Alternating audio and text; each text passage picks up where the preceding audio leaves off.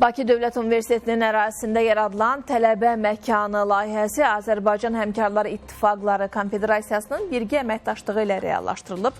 Məqsəd tələbələrin sosial həyatına rəng qatmaq, asudə vaxtlarını səmərəli keçirmələri və eyni zamanda şəbəkələşmək imkanlarını genişləndirməkdir. Bunu jurnalistlərə müsahibəsində Bakı Dövlət Universitetinin rektoru Elçin Babayev deyib. Bunun sözlərinə görə tələbə məkanında yaradılan şərait tələbələrə müxtəlif tədbirlər, disputlar və müzakirələr təşkil etmək imkanı verir.